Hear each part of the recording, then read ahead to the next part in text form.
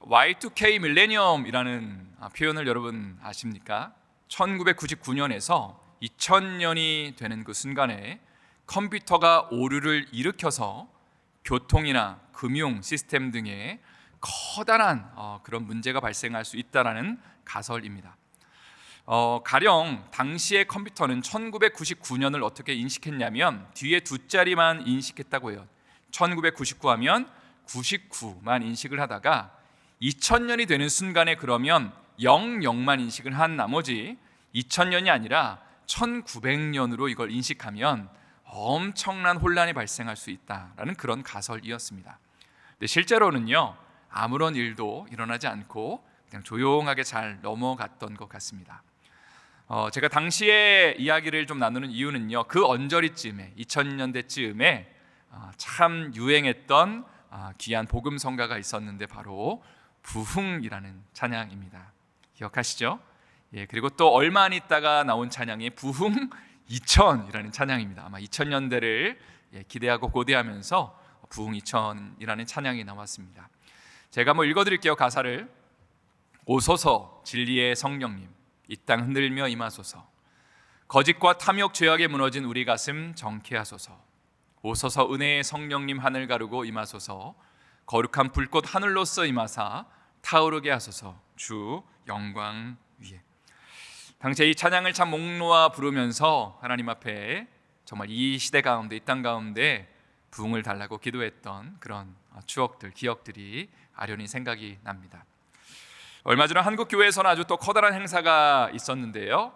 빌리그레암 목사님 전도 집회를 이제 맞이하여서 50주년이 지난 기념 대회를 한국에서 가졌습니다.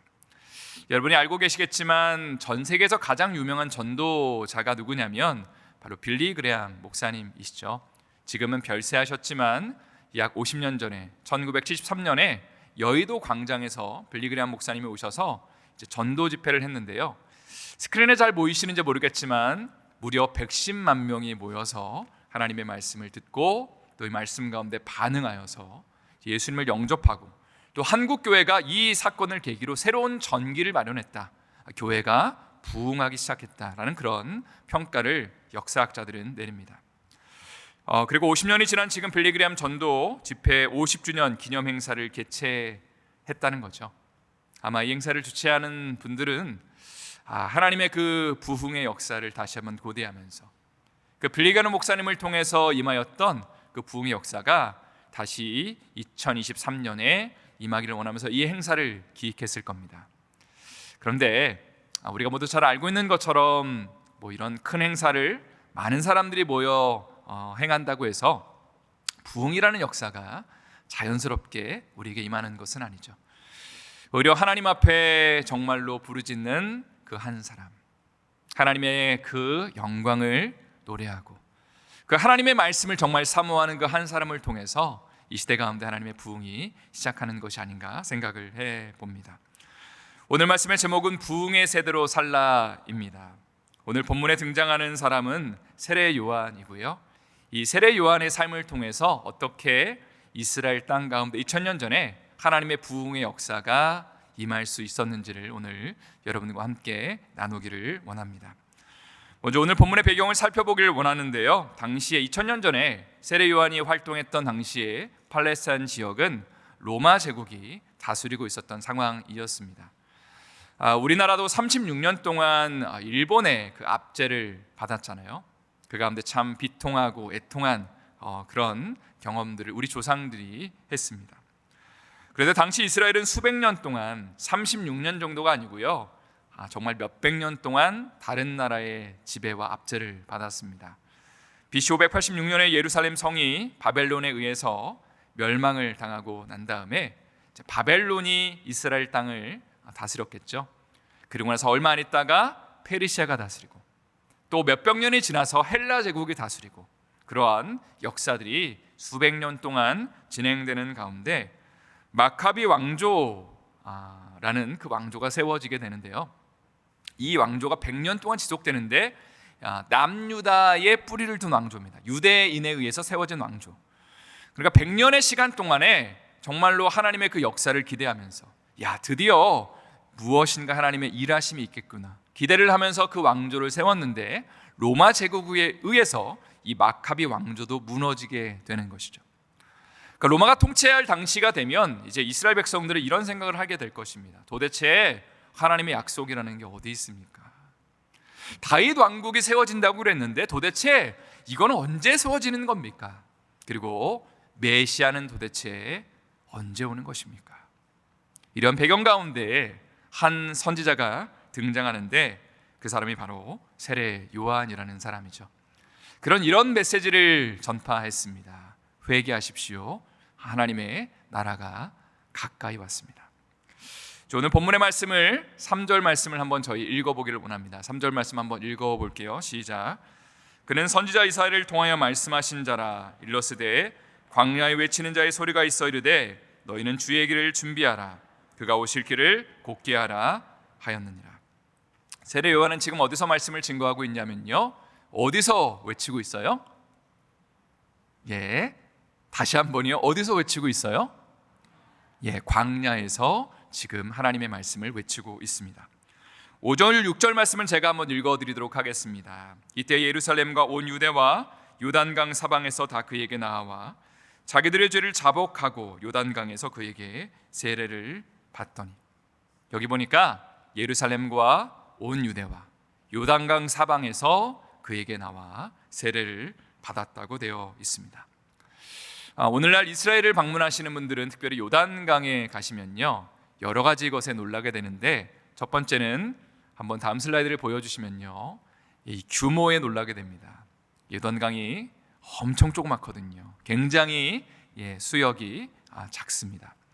두 번째 놀라는 것은 물 색깔에 놀랍니다. 무슨 색깔이죠? 이 거룩한 강단에서 제가 함부로 표현할 수 없는 그런 색깔을 가지고 있습니다. 앞에서 언급한 것처럼 세례 요한이 세례를 준 이 요단강은요, 광야에 위치하고 있습니다. 그러니까 사람들이 굳이 이곳까지 나오는 것이, 말씀을 듣기 위해 나오는 것이 상당히 제한적이라는 것이죠. 근데 수많은 사람들이 이곳에 왔다는 것은 여러분 무엇을 의미할까요? 약 150년 전에 시카고에서 부흥운동이 있었는데 이 부흥운동을 주도했던 사람이 D.L. 무디라는 사람입니다. 많이 들어보셨을 거예요. 이 무디는요, 당시에 교육을 제대로 받지 못했던, 초등학교도 제대로 나오지 못했던 사람이었는데, 무려 이게 정확한 통계인지는 모르겠지만 2억 명이 넘는 사람들에게, 방송 시스템이 그때는 없었잖아요. 그런데 직접 여기저기를 다니면서 2억 명이 넘는 사람들에게 복음을 전했다고 합니다. 그는 특별히 성령의 역사에 대해서 이런 고백, 이런 그 강조를 하였습니다. 제가 한번 읽어드릴게요. 만일 우리가 우리 안에 거하시는 성령을 모시고 있다면 성령은 우리에게 육체와 세상을 이길 힘을 주시며 모든 원수를 물리치실 힘을 주신다. 사람이 성령으로 충만함을 받으면 그는 자신이 아니라 성경에 게시되어 있는 그리스도를 전파하게 된다. 자, 잘 들어보세요. 문제는 무엇일까? 생수가 없으면 물 한 방울 없는 우물에서 펌프질만 하는 것이다. 섬김을 위해 하나님의 성령이 우리에 임하셔서 성령이 우리 안에 거하시게 되면 우리는 기름 부음을 받아 엄청난 일을 행할 수 있다. 목마른 자들은 물을 마시기 위해 그쪽으로 간다. 우리는 우리 안에 성령을 모시고 있어야만 다른 이들의 목 또한 죽일 수 있다.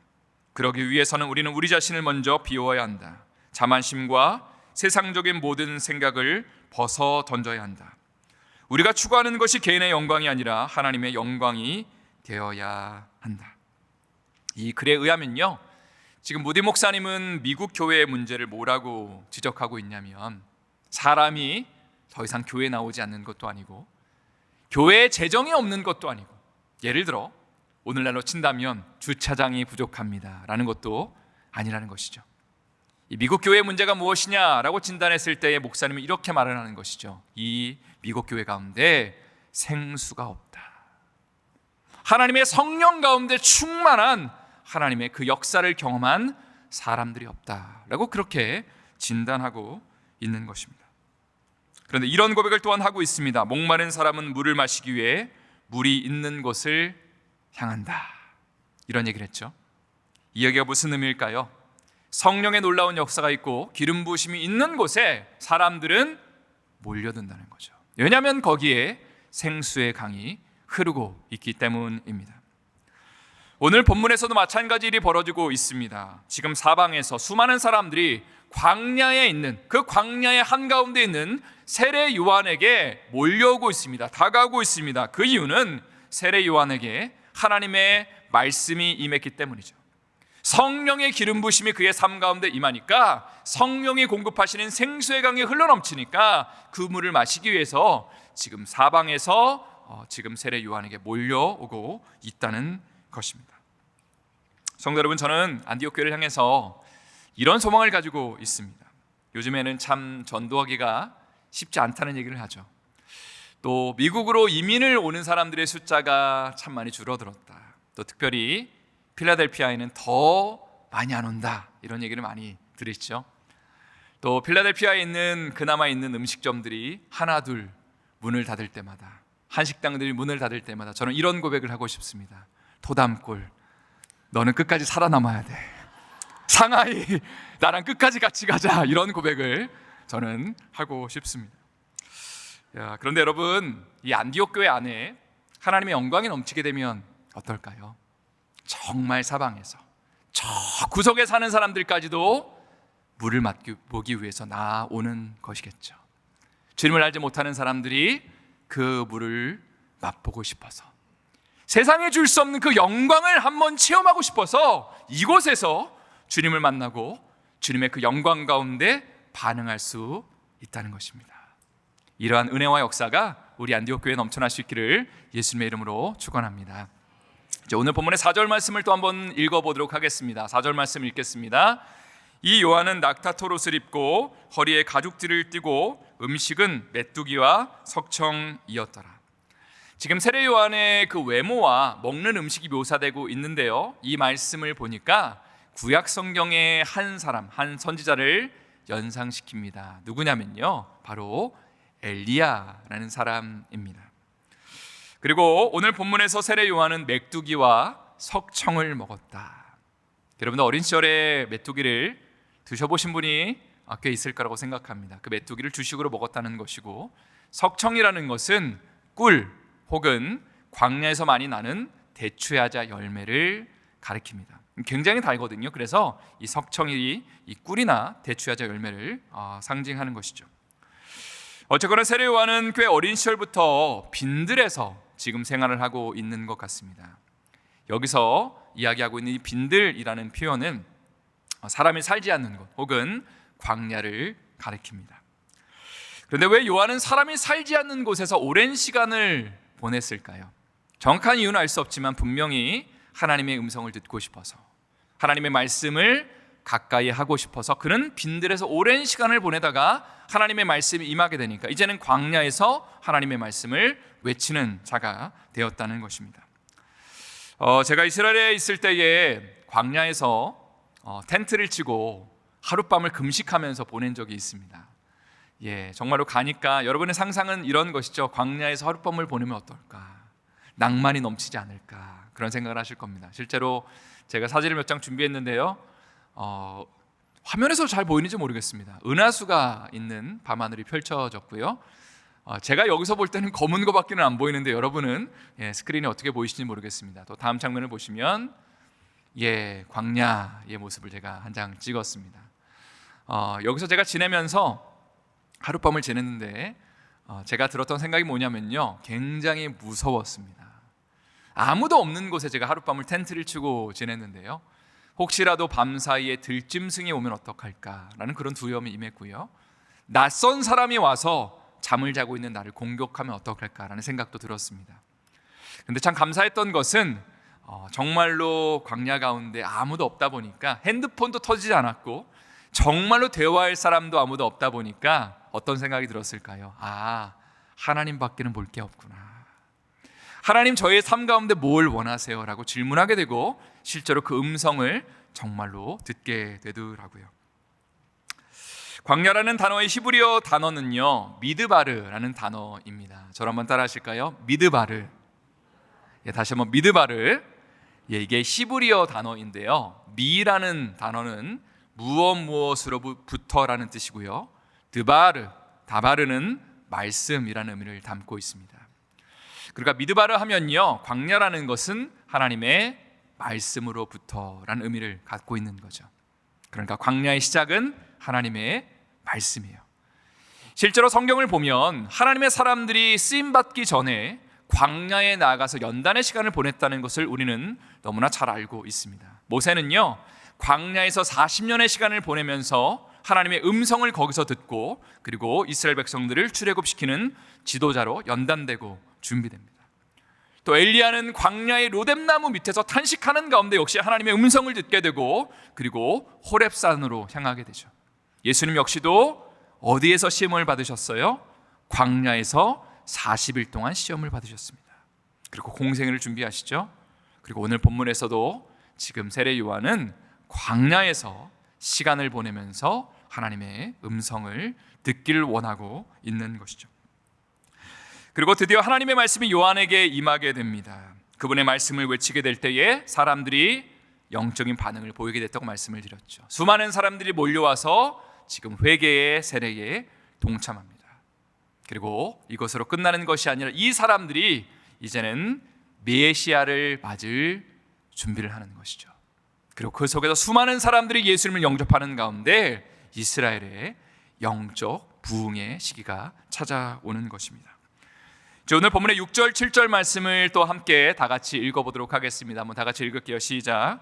자기들의 죄를 자복하고 요단강에서 그에게 세례를 받더니 요한이 많은 바리새인들과 사두개인들이 세례 베푸는 대로 오는 것을 보고 이르되 독사의 자식들아, 누가 너희를 가르쳐 임박한 진노를 피하라 하더냐.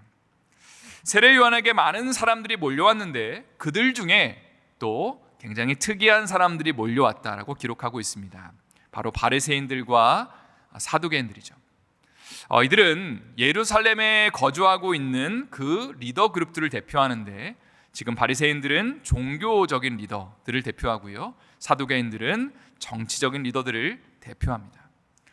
자, 그런데 그들을 향해서 요한은 다음과 같이 외치게 되죠. 8절 9절 말씀은 제가 읽겠습니다. 한번 읽겠습니다. 제가. 그러므로 회개에 합당한 열매를 맺고 속으로 아브라함이 우리 조상이라고 생각하지 말라.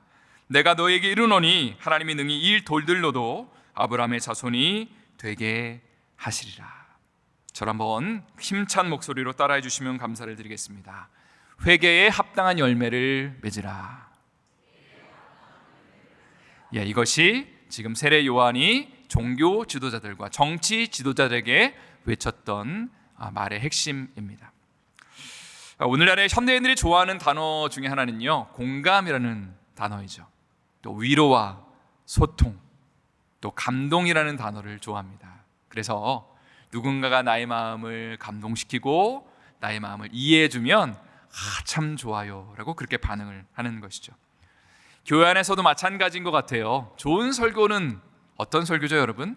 제가 생각해 보니까 재밌고 감동적이면 요즘엔 그 설교가 참 최고의 설교인 것 같습니다. 근데 오늘 본문에서 세례 요한은 조금 다른 메시지를 선포하고 있습니다. 회개에 합당한 열매를 맺어야 된다. 당시에 바리새인과 사두개인들은 회개 없는 믿음을 추구하였던 것 같습니다. 오늘날도 마찬가지죠. 감동받기를 원하고 은혜 받기를 원하는 세대에 우리는 살아가고 있습니다. 가령 하나님이 당신을 정말로 사랑하세요. 하나님이 당신에게 은혜를 베푸길 원하세요. 하나님이 당신과 동행하길 원하세요. 축복하길 원하세요 라는 메시지를 듣는다면 그거에 대해서 반응을 사람들이 어떻게 하게 될까요? 거부하고 싶은 사람은 아무도 없을 겁니다. 하나님 나에게 복을 주신다면 내가 그걸 받아야죠 라고 기쁨으로 반응할 것입니다. 그러나 성경이 정의하는 구원 얻는 믿음은요, 회개하고 복음을 믿는 것이고 구원의 열매들이 드러나는 것이죠.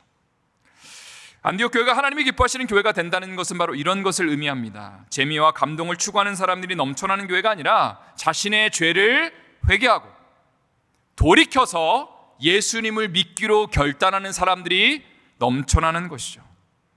우리가 일상 가운데 살아가면서 내 힘과 내 지혜로 살아가는 존재들이 아니라 나의 힘을 빼고 그것을 돌이켜서 내가 예수님과 함께 사는 존재입니다. 어렵고 힘든 일이 있을 때마다 내 능력을 의지하는 자들이 아니라 기본으로 돌아가서, 기초로 돌아가서, 맨 처음으로 돌아가서 내가 예수님과 함께 죽었습니다.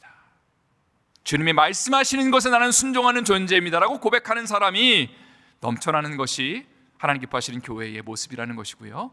그리고 그것이 바로 신앙이 좋다라는 것의 정의입니다. 그리고 이러한 가운데 진짜 하나님이 기뻐하시는 회개의 열매들이 맺혀지겠죠.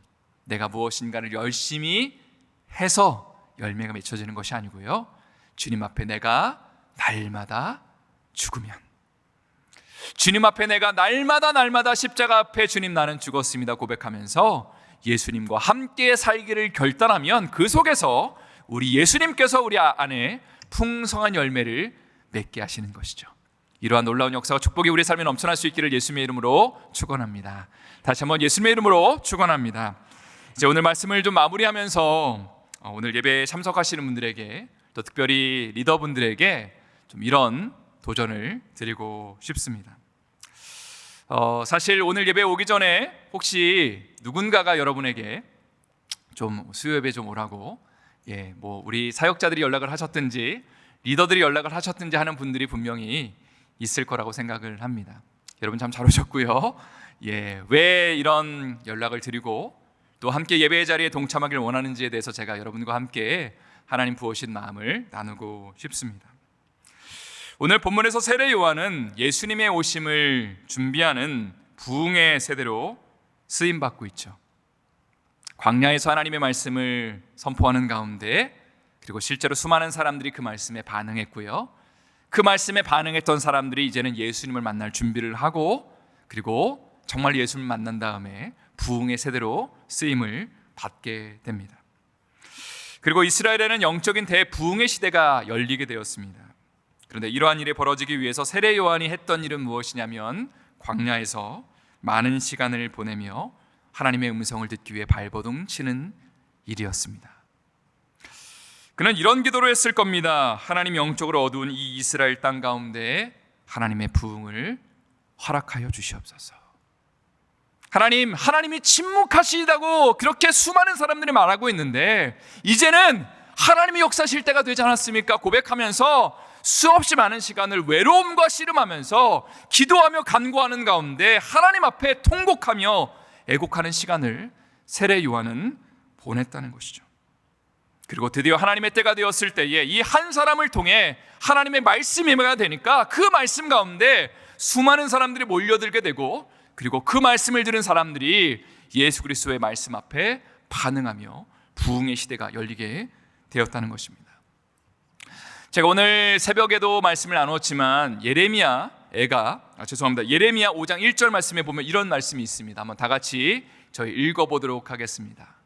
너희는 예루살렘 거리로 빨리 다니며 그 넓은 거리에서 찾아보고 알라. 너희가 만일 정의를 행하며 진리를 구하는 자를 한 사람이라도 찾으면 내가 이 성읍을 용서하리라. 하나님이요, 남유다가 멸망하기 전에 예레미야에게 하신 말씀이에요.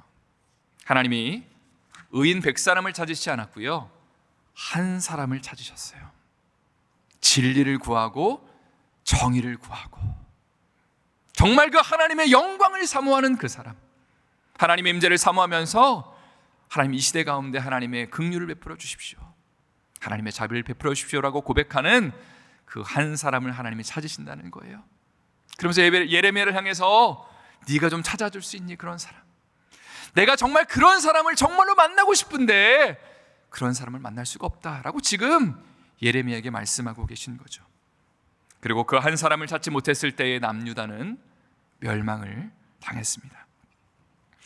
성도 여러분, 오늘날 미국 땅을 바라보면 상황이 참 심각한 것 같습니다. 동성애와 낙태, 또 음란과 세속화의 물결이 우리를, 특별히 우리 자녀들을 쓰나미처럼 몰아가고 있는 것 같습니다. 또 지구의 온난화와 기후의 변화로 인해서 앞으로 우리의 삶에 어떤 일이 펼쳐질지 그 아무도 모르면서 우리는 두려움 가운데 떨고 있을지도 모르겠습니다. 이런 상황 가운데 여러분이 가장 두려워하는 것은 무엇이죠? 예배당에 오기 전까지 걱정하면서 염려하면서 이거 어떻게 해야 되지? 고민했던 것이 무엇이죠? 혹시라도 경기가 좀 안 좋아지지 않을까 염려하는 것이 여러분의 가장 큰 관심입니까? 우리의 비즈니스가 좀 잘 안 되는 것, 직장을 잃어버리는 것, 혹은 우리의 자녀들에 대한 문제로 인해서 고통하는 것, 물론 이런 것들로 인해서 우리는 두려워해야 되고 걱정해야 되지만 정말로 이 시대 가운데 우리가 가장 두려워해야 되는 것은 하나님의 영광이 이곳을 떠나는 것이 아닐까요? 하나님 정말 이 미국 땅 가운데 참 많은 복을 주시고 은혜를 부어주셨는데 하나님을 사랑하는 사람의 눈물로 그 씨앗을 뿌리면서 그 기초가 쌓여지고 이 땅 가운데 하나님의 영광이 맺고 교회들이 정말로 부흥했고 그 가운데 하나님의 물질적인 풍요를 허락하셨는데 그 물질적인 것들을 거두어 가심으로 주라는 것이 아니라 하나님의 영광이 떠나면 어떡하죠? 그리고 다음 세대들이 믿음의 세대들이 나타나지 않는다면, 하나님을 정말로 경외하고 사랑하는 그 믿음의 세대들이 끊어진다면 하나님 우리는 어떻게 해야 됩니까? 라고 우리는 가장 두려워해야 한다는 사실입니다. 안디옥교회 성도들과 아마 공식적으로 나눌 기회가 있겠지만 얼마 전부터 안디옥교회 안에 트랜지션 특별위원회라는 것이 생겼습니다. 이제 장로님들이랑 저랑 이제 몇 분의 장로님들과 미팅을 정기적으로 하기 시작했고요. 이제 주로 좀 실무적인 것들, 트랜지션을 하는 가운데 여러 가지 것들을 어떻게 실무적으로 처리할지에 대해서 이야기를 나누고 있습니다. 그런데 한 장로님께서 이런 말씀을 해주시는 게 참 도전이 되었어요. 목사님, 저희 트랜지션 위원회가 물론 실무적인 것들도 다뤄야 되지만 영적인 것들도 좀 우리가 어떻게 해야 될지를 이야기해야 되지 않을까요? 일을 하는 것도 중요하겠지만 우리 장로들부터가, 또 우리 권사님들, 안수집사님들부터가 먼저 좀 기도의 자리에 나와서 하나님 앞에 은혜를 구해야 되지 않을까요? 이런 말씀을 하시는 것이 참 와닿았습니다. 제가 그러면서 하나님의 음성을 좀 들은 것 같아요. 하나님이 기뻐하시는 것이 일을 탁월하게 처리하는 것이 아니라 정말 영적으로 깨어서 영적인 준비를 하는 것이 이 트랜지션 가운데 너무나 중요하다라는 그런 마음을 받았습니다. 성도 여러분, 교회를 하다 보면요, 우리는 보통 이렇게 반응합니다. 이건 이렇게 해야 돼. 아니야, 이건 저렇게 해야 돼. 일을 하다 보면 많은 의견들이 나오고 그러면 다투고 싸우게 됩니다.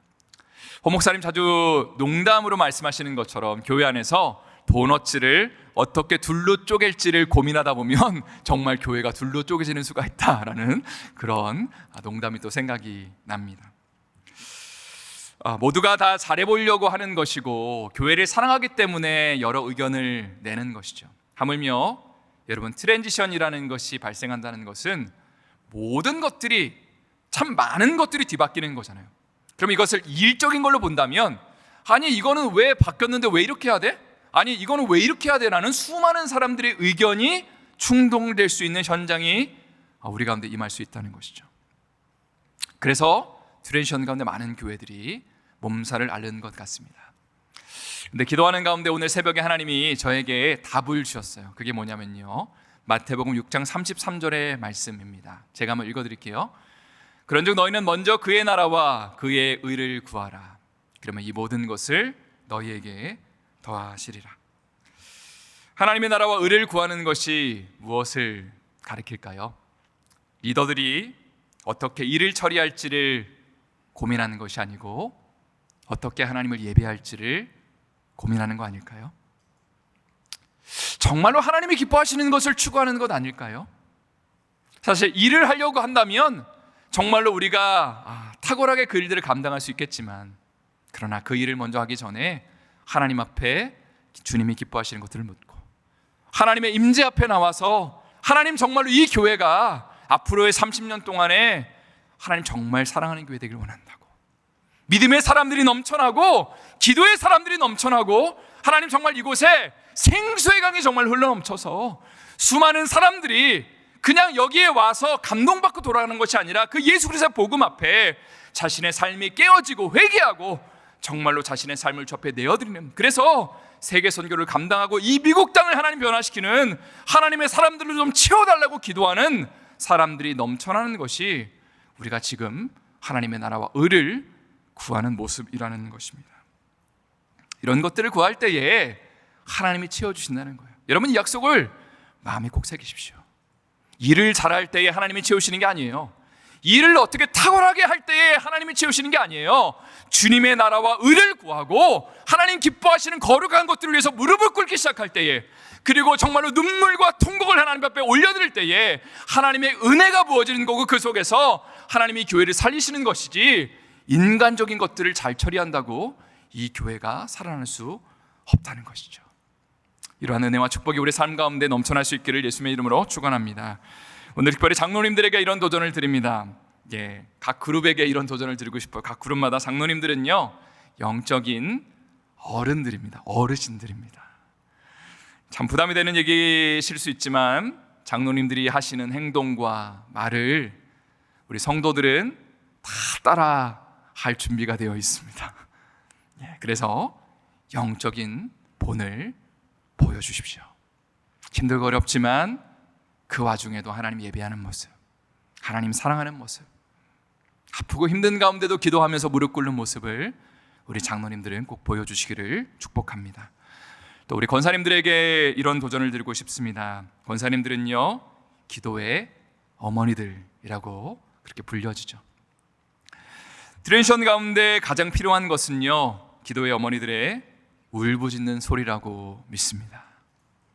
일을 많이 하려고 이렇게 해야 돼, 아니야, 저렇게 해야 돼, 그런 것보다 더 중요한 것은 무릎 꿇고 이 교회를 위해서, 다음 세대들을 위해서, 우리의 자녀 세대를 위해서 하나님 살려달라고 울부짖는 것입니다.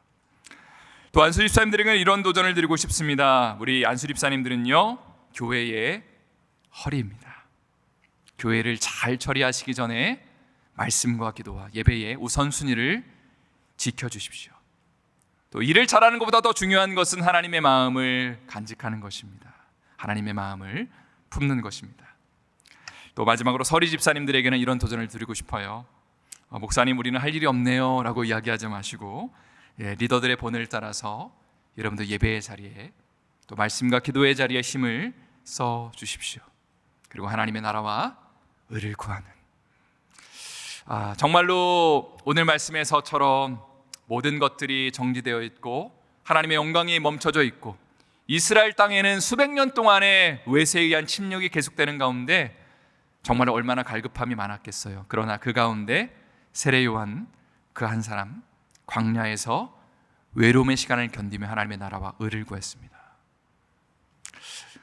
제가 부끄러운 얘기가 될 수도 있겠지만, 저도 오늘 예배당에 2층에 가서 설교를 준비하면서, 하나님, 참 하나님의 은혜가 우리의 삶 가운데 혹은 나의 삶 가운데 참 다가오는 것 같지 않을지라도, 하나님, 저는 외롭게라도 기도하는 한 사람이 되겠습니다.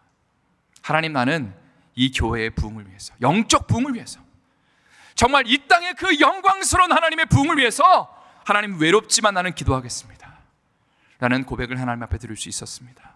이 고백이 우리 모두의 고백 될 수 있기를, 그 가운데 정말 우리의 가정이 살아나고 우리의 교회가 살아나고 이 미국 땅의 하나님의 은혜 가운데 큰 부흥을 경험할 수 있는 놀라운 역사와 그 주의 그 축복이 넘쳐날 수 있기를 예수님의 이름으로 축원드립니다.